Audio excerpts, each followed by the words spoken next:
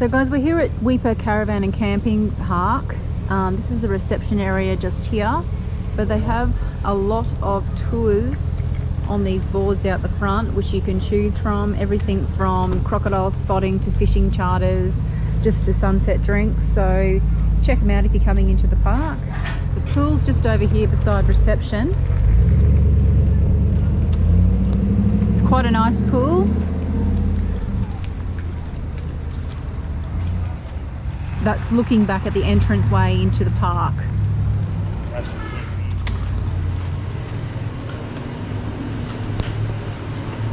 So lots of information, pamphlets, bait, seafood to purchase, drinks, lots of souvenirs.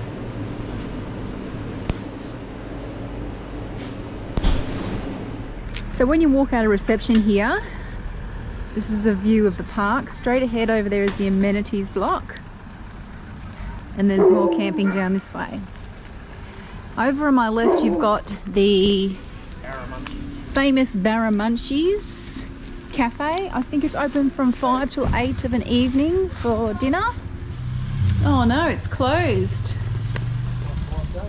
Friday and Saturday due to the fishing classic. But this is normally open. Thick shakes, burgers, fish, everything. But a really nice little spot. You can sit out on the grass here and have your dinner.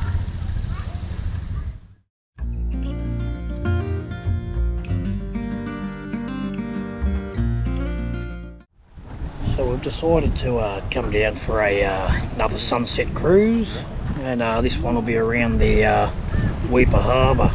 Probably get a few drinks and a bit of cheese and bickies, but we'll bring this along and show you what it's all about, and yeah, see how we go. So this is the boat, nice little mural up the side of it. So Western Cape Eco Tours are the guys. They also do fishing charters and obviously wildlife tours. So yeah, pretty cool looking boat.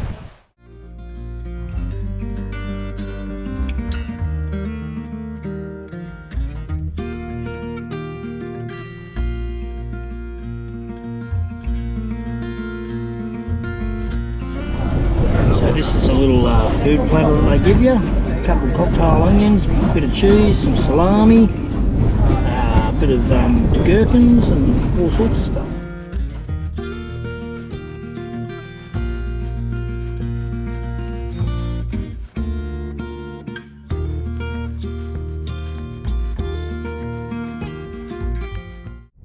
So guys, this morning we've come for a drive out to the Pennyfather River, and we are on the Endom Road, and we're just about to cross over the longest single lane bridge in the southern hemisphere. Now apparently you come up, there's no giveaway or no stopping, you look out onto the bridge, and if there's nothing on the bridge you proceed. First person on the bridge has right of way.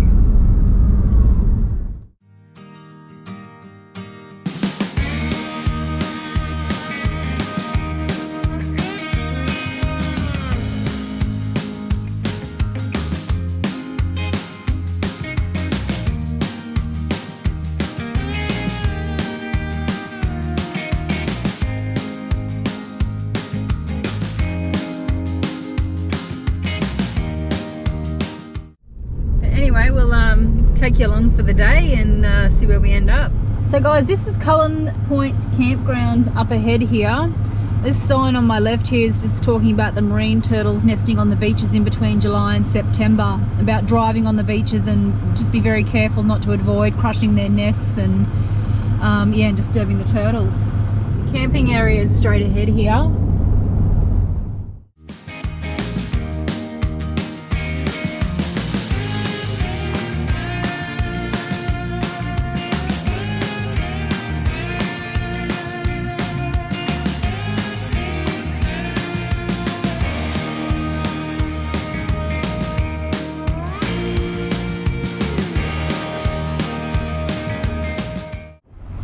like some old caravan slabs just plonked here and there, but it looks like a bit of a dust bowl. Looks like some toilets over there, and there's obviously a boat ramp here. There's lots of trailers around.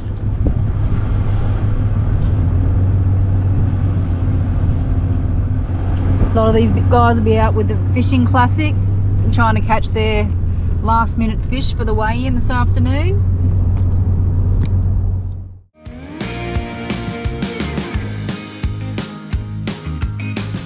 So there you have it, Cullen Point. Check it out if you're visiting Weipa. So out at Cullen Point here, we've stopped off at a memorial we've seen. Now this memorial was put here to recognise the first contact between the Indigenous people of Australia and the Europeans. Pretty cool memorial. Yeah, what it's saying here is the Dutch sailors were instructed to capture Aboriginal people from these lands so that they could teach the Europeans their language and develop a trade. Their attempts led to bloodshed when the tribes people reacted against them. During the 1880s, more warfare occurred between the Indigenous people of the region and the Queensland Native Police, and many people were massacred on the coast north of the Pennefather River and inland from Mapoon at places like Dingy Dingle Creek. With the arrival of the missionaries in 1891, peace came to Mapoon and the Indigenous people found safe haven at the mission.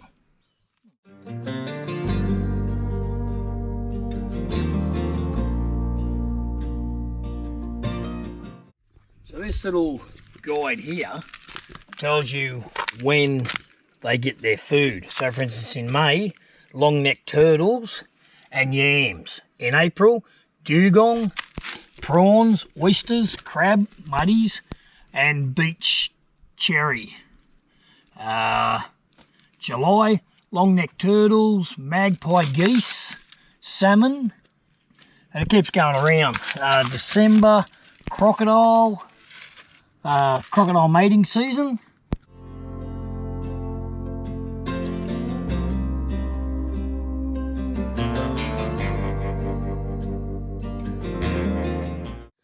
Women and children of the Mapoon community were removed forcibly by Queensland police officers under orders from the Queensland Director of Native Affairs and transported on the Queensland government vessel to Red Island Point, now Seisha, for resettlement at New Mapoon near Bamaga under the Queensland Aboriginal Preservation and Protection Act of 1939.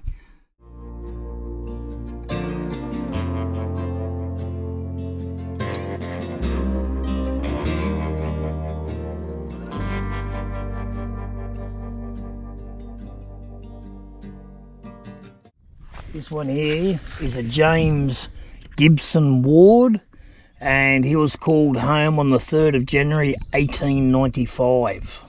So we're outside the Weipa post office, and we're been waiting on a parcel from Starlink. I damaged my dish and they've replaced it, and they sent it. Now my parcel, not Friday gone, but the Friday before, was in Cairns at 6 in the morning. Theoretically it should have been scanned in and then put onto the truck which comes up here on a Sunday and brought to me. So we should have been out of here a week ago, but we've been hanging around paying $60 a day for the caravan park for the last 8 days waiting on this parcel. Now there's some containers over there full of boxes and stuff with the post office. Even though the mail arrives on the Sunday, they unpack it all on the Monday, but you can't pick it up till 2 o'clock in the afternoon. Between 2 and 5 they allow you in to pick it up. And you'll start seeing a big line up soon going from the door out, people waiting to pick up their parcels and their mail. So yeah, if you're coming through Weipa or you're coming to the Cape and you're planning on getting some mail delivered, just realise it only comes every Monday. So you got to sort of work out what you're doing or where it's coming from. And if you miss that boat, like us, you'll be stuck here for another week paying to stay. So there you go, tips on mail up in Weipa or in the Cape. Oh, one other thing, If it's express post, they do get flights of mail in every day, but if it's not express, then yeah, you're waiting for it once a week. Cheers. We finally got our parcel, and now we're heading south towards, I think we're aiming for Cowan tonight from Weipa. But yeah, like Dave says, if you've got parcels and stuff coming to Weipa while you're here, plan ahead and make sure you give it plenty of time to be able to get here, so you can get it on time, so you're not hanging around waiting for a parcel. But we'll take you with us today, show you where we go. I'll show you a bit of the road conditions. We're back on the PDR. We're not sure whether we're going to stay on the PDR all the way through Piccaninny Downs, I think it is, or turn off on the Bativa road and go back that way. And yeah, we're trying to find out the road conditions, but there's not many people that have come that way, and a few people don't have a UHF. So if you don't have one and you're coming up here, get one. You can talk to the trucks, you can talk to other travellers and find out different things. Anyway guys, come along with us.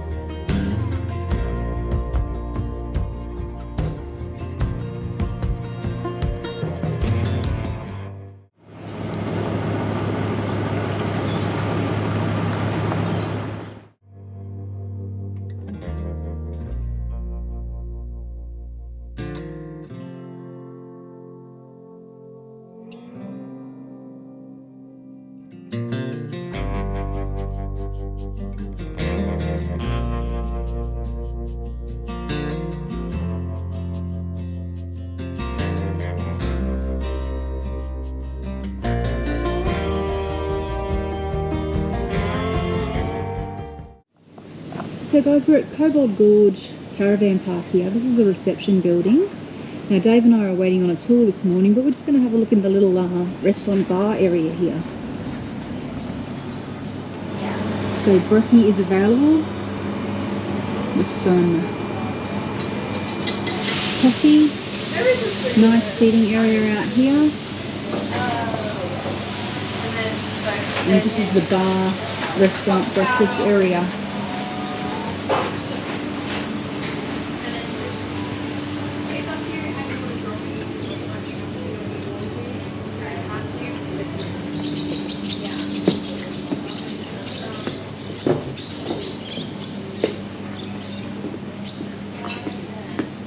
What a lovely area. Look at this beautiful infinity pool overlooking the water. A swim up bar, open in the summer months.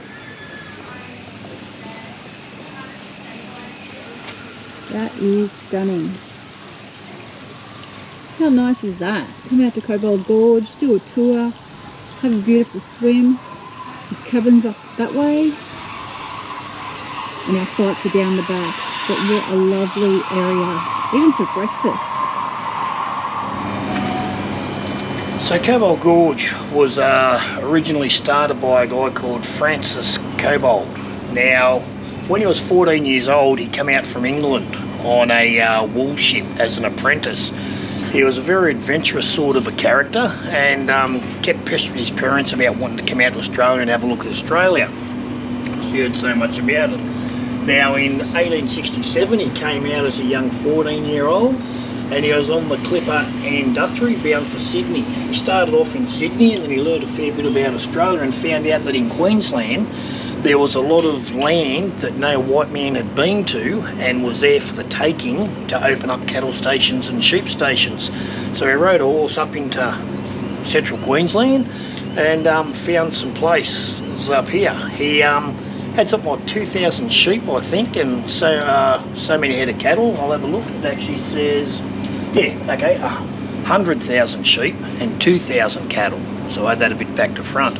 Anyway, came up here with all of that and set up. He made a partnership with some other people up here, and that partnership lasted 17 years before, like, they went their own way.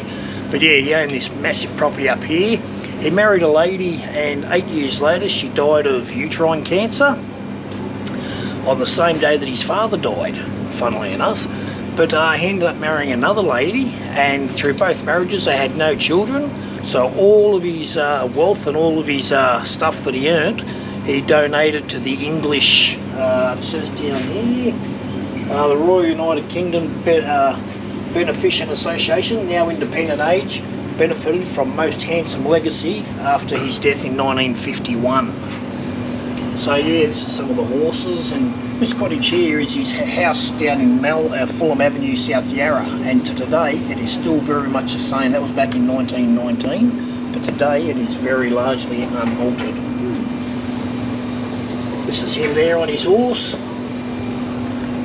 He was one of Australia's great pioneering pastoralists, admired by bushmen, trusted by partners and courted by bankers.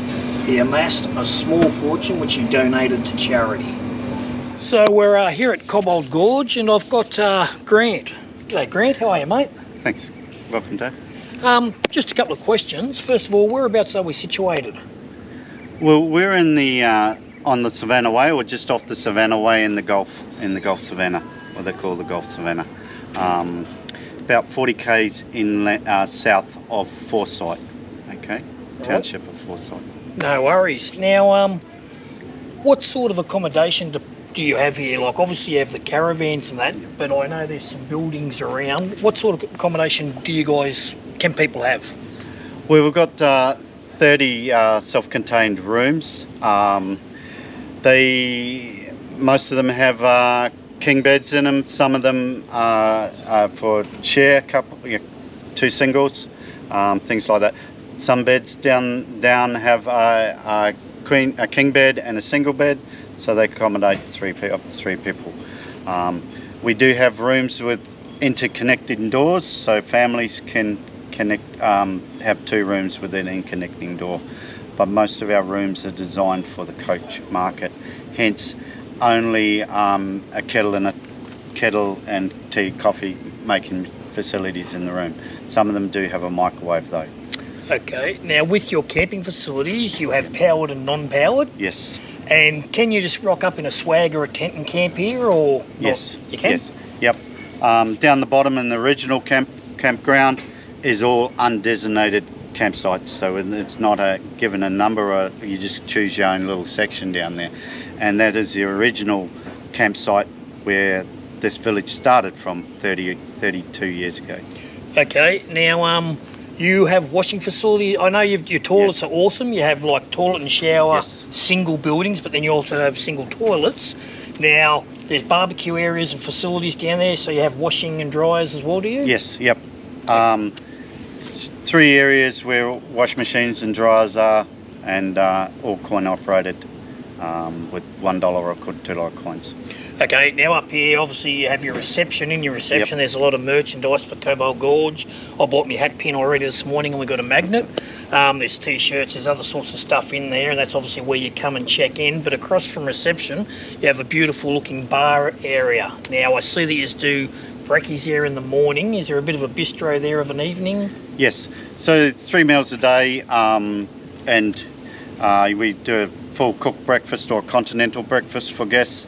Also, they can order a lunch off the menu, and then a bistro running at night. We do have a set menu and specials running on the menu as well. So they can get an entree, mains and desserts all there. And it all overlooks our Avinity pool and the dam. Yeah, that is a beautiful pool. Obviously Roz will flash that up later on. But the dam, with a few little kayaks and that there, that people can obviously paddle around in your actual dam. What sort of tours do you guys offer? Our main tour is a 3-hour tour down to see Cobbold Gorge, It's a walking component and a boat component. So we do a circular walk over the sandstone and then a journey up through the narrow gorge on specially designed boats to see the gorge. That is our main tour, but we also offer stand-up paddle boards, and we offer those in the mornings and the evenings, limited to 8 people at a time, to enjoy the gorge in a different, quiet, relaxing environment. Then we also have a ultimate tour, which is 7.5 hours of exploring outer reaches of Cobbold Gorge and going to places like Stoneyard and a cave of Adullam as well, and which is up near Agate Creek where it comes into the Robertson, and join that up with our normal 3-hour tour. We've got a helicopter here as well that does scenic flights. You can do a 15-minute over the sandstone, half an hour, which heads out over the property, does a bit more of the property, showing dams and watering points, and then back over the sandstone. We do heli fishing as well, a 4.5-hour trip out to a place called Fish Hole on the other side of Robin Hood, where the Robertson comes through the Newcastle Range. And of course, once a day, the helicopter's got an option of taking you out on the sandstone for that sunset tour, where you disembark the helicopter, sit on the sandstone and watch the sun go down, and then return back after you've had a couple of bottles of champagne. Mate. Now, other activities to around here. I've seen some bike tracks. There's obviously walking tracks. You got Russell's Lookout, and the one that I'm going to go and check out tomorrow night for the sun to go down is the Quartz Blow. Yes, Quartz Blow. Yeah. Okay. So, yeah, we've got several different walking tracks. If you bring your own bicycle, you can do the bike track. It is just farm tracks, so it's challenging. It's not just a walk in the park, but it's doable if you've got the fitness. We've got kayaks on the dam. They're all free to use as well. Quartz Blow, great place for sunset. We just asked for a high clearance vehicle to get out there, not suitable for sort of like 2-wheel drives to come in. And that is a big quartz piece sticking about 6 meters out of the ground. And once you get up on top of that, you can see out over the trees and watch the sun go down in the sandstone. Excellent. Now, is the park dog friendly? Yes. Yes. Okay, so obviously you can bring your dogs and they can stay at your van and that. Obviously, if you're going on the tours, no dogs on the tours? Yes, no dogs on the tour, and there's assistant dogs. Yes, okay, assistance dog? Yep.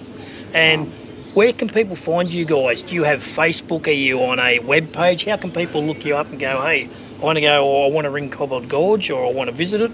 Where can they find you? Well, the best place to go is directly to our website.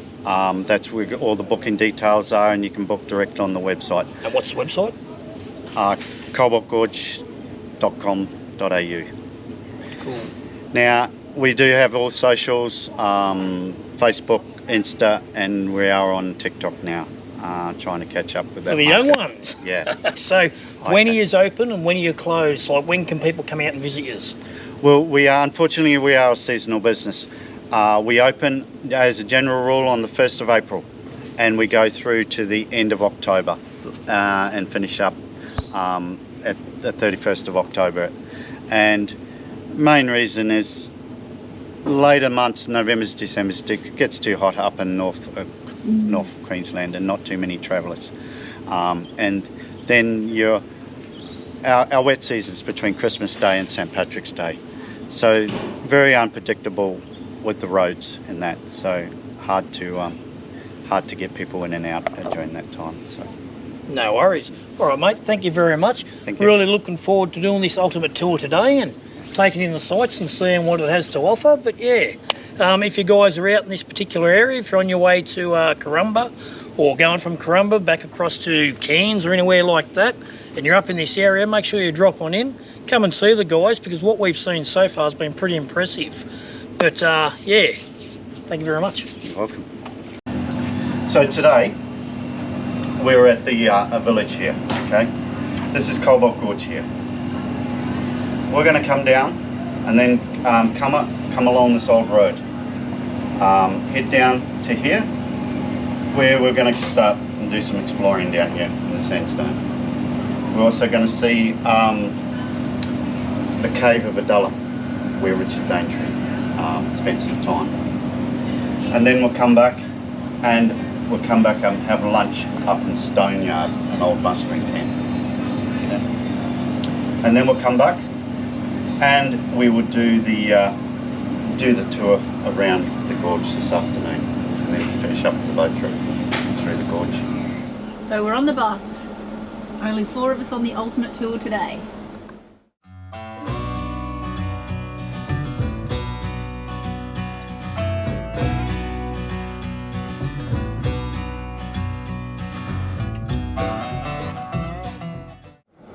But lucky you weren't here in 1974. It was flying 7.6 metres. Okay, and basically the bottom of that blue star picket is about that height. Okay, but back in February this year I came down and I saw it flying at 6 metres, but it had been up to 7. Quite a sight. So all was underwater. On average, we have around 700 mil here in a year, in a season. Last year we had 1,250 mil. The wet season before, 1,375. So 2 really big wet seasons. So we're on a little bit of a nature walk at the moment. Walking down through the Robinson River. Up here, these big droopy leaf trees, okay, they're our tennis ball fruit tree. You see a green ball about the size between a golf ball and a tennis ball tree, tennis ball. There's quite a few that grow along the creeks.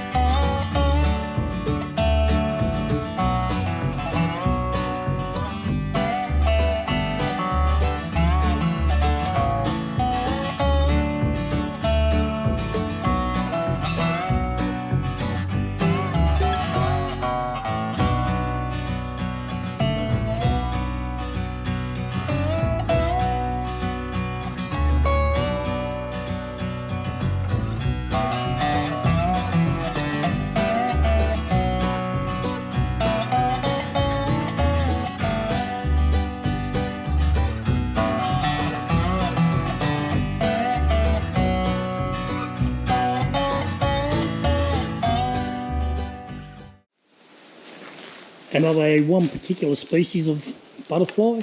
These are all the Australian common crow butterfly. Oh, there goes a, yeah, he was a big bat. Was he? Yeah. I was trying to listen to it. I thought it There goes another one. They're hanging off up the top up there. Oh, they were hanging up the top up here, and they just flew out that way. We obviously disturbed them. Big fruit packs, yeah. Yeah, they were. So this is the ramp that goes down towards the gorge, and as you can see, it's fairly easy walking.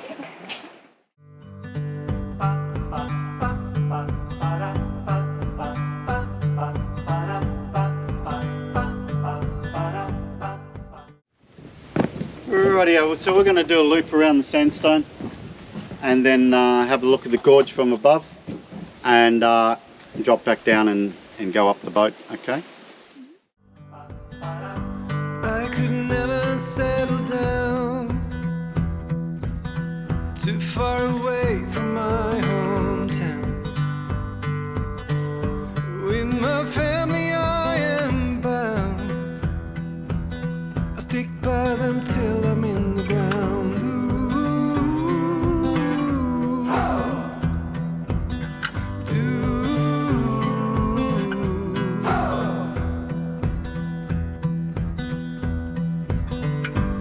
resting on the myth of old. All of the stories I've been told. Secret places hidden well are gone now as far as I can tell.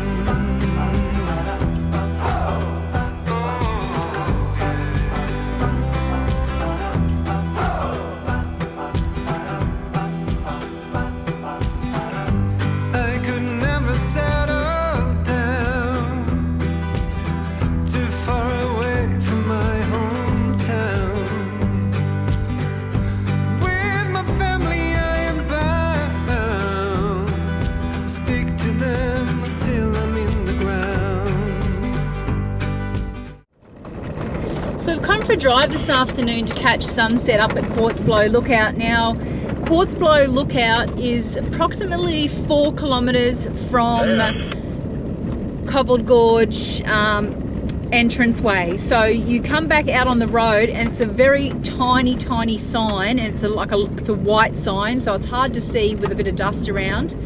But once you hit the track, the turn-off track, and it's recommended for 4-wheel drives only, it's 3 kilometres from the main drag into the to the lookout. So we'll take you along and show you the roads.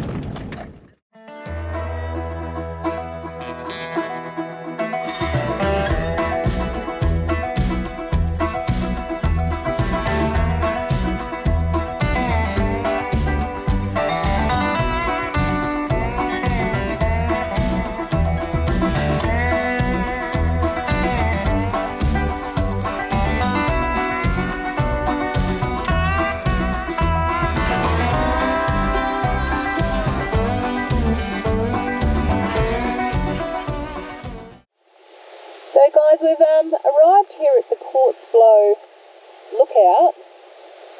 There's the pile of quartz up the top there. So quartz blows are formed by the process of alteration and deposition by hydrothermal fluids known as metasemitism. Hot fluids 250 degrees and higher, which are mostly water, and dissolved salts rise off the magma or lava. As these fluids travel through the cracks in the existing rocks, they dissolve many minerals, typically a high amount of silica. They then deposit out as veins. These are commonly quartz. Around these deposits of quartz, there are often other valuable minerals such as gold. This type of deposit occurs deep in the ground. As the surrounding rock erodes away, the harder quartz is left as a blow sticking out of the ground. So that's how you get the quartz blow. We'll go for a walk up there so we can see. Yeah. So as I turn around, before I even climb, we've just parked up here. There's a little bit of a U-turn where you can park. We're going to cook some snags up, have a bit of dinner up here. But let's go up here and see what we can find.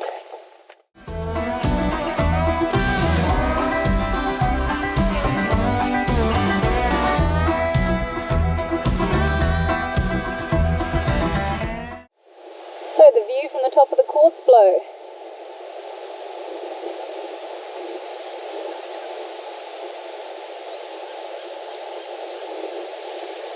Again, I think the sunrise would be more stunning Yeah. than the sunset. Yeah, because you wouldn't The get... sun would come up over that valley over there. Absolutely. Now the sun's going to set for us right behind those trees, but it's still a magnificent view.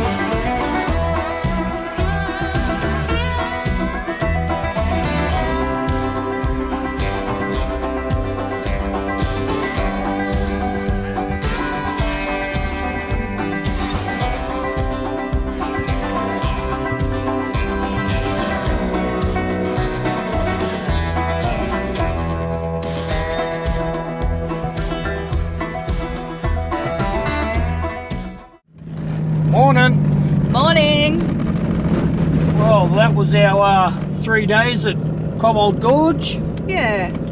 Wasn't a bad little spot. Very relaxing. Beautiful reception area with the swimming pool and the what do you call it, the fire pit and the kayaks you could go and hop in and paddle around if you wanted to. Kids would absolutely love it here. Yeah, and I reckon for an infinity pool, it's pretty amazing. Yeah, it's one of the nicest ones I've seen. It's even better than Lake Argyle, I reckon. Yep. Absolutely. And just the whole park, it's just it's very quiet. It's just beautiful. The sites are huge too. Like, we could have fitted 2 vans on our site. Yeah, we could have. And the amenities, the toilets and showers were top notch, and the barbecue areas, there was about 3 or 4 of them. But the camp was huge. Like, we're in one part, there's another 3 parts to it. Yeah, we were in the new part called Sherwood, which was lovely anyway, and like they had their own block of toilets down there, so you didn't have to walk too far for anything really. Yeah, and fire pits everywhere. And we did that ultimate day tour. What did you think of that? Yeah, it was a long day. Bit of walking. They say you have to have really good fitness, but I don't think you did. No. It wasn't strenuous. It wasn't hard. It was just a long day. Yeah, it was just a long, tiring day. And if you're not used to walking every single day, it does get tiring. By the end of the night, yeah. I think what it was though, I'm not a botanist. I'm not into all the tree stuff that we stop constantly and the spoke plants about, and the plants, all their trees, the grasses and the insects and. But if you're into that sort of stuff, you would absolutely be frothing over it. Yeah. The highlight for me, I guess, was doing the gorge, walking around the top, and then doing the boat ride up it. Yeah. And you can just do a 3-hour trip if that's what you want to do, or you can do the full day trip, learn a lot more, have lunch, have morning tea, have a cup of tea. Yeah. Have like a bit of a bushman's tea. I enjoyed the full day because I'm still in the middle of studying my photography stuff, and it was good to take photos of just little different things that stood out to me, but it was very tiring. I did find it tiring, just the walking and stuff. The Quartz Blow Lookout, yeah, that's, I take it for what it is. If you're here, come for a drive. If not, but don't be prepared to be blown away. Yeah. There is lots of trees up there, so you don't really see much of the sunset. Oh, go for sunrise. Yes. Yeah, go for sunrise. Sunrise would be the one to do up there. Yeah. Looking at the sun come up in the east, over the valley and the hills in the distance would be magnificent. And I forgot to get up this morning and go and do that, but that is my pick. I wouldn't go there for sunset. Yeah. Stay in the camp, go to the laundry and watch it from the laundry. But yeah, sunrise would be brilliant. Yeah, sunrise would be nice. It'd be just brilliant. It would be just brilliant. And where are we off to today, Dave? Just to a place about 4 hours up the road, and once we get there we'll show you where we are. He won't tell me where we're going. I know the direction we're going, but he won't tell me exactly where we're going. But I'll suss it out soon. I'll work it out. No, she won't. I will. I'll work it out. Yeah, the roads are very good. As you can see, there's a car coming towards us. Just slow down just so that you don't put rocks through their window and vice versa.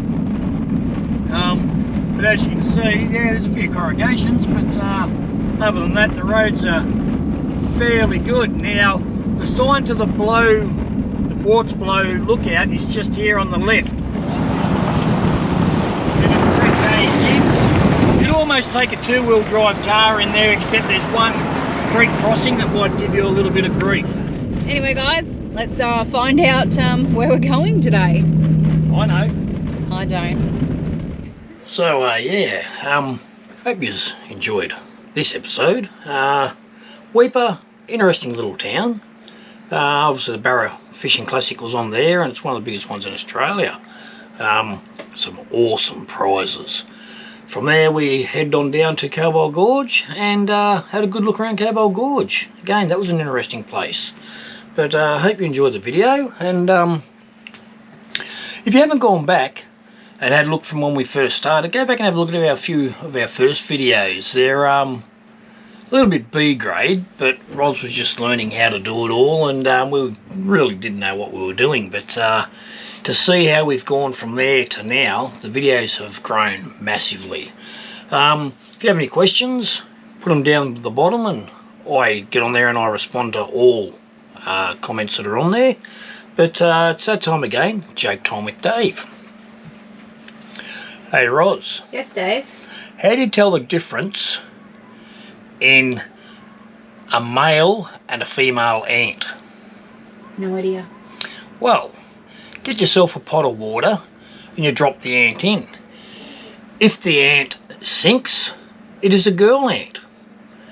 If the ant floats, it's a boy ant. Catches.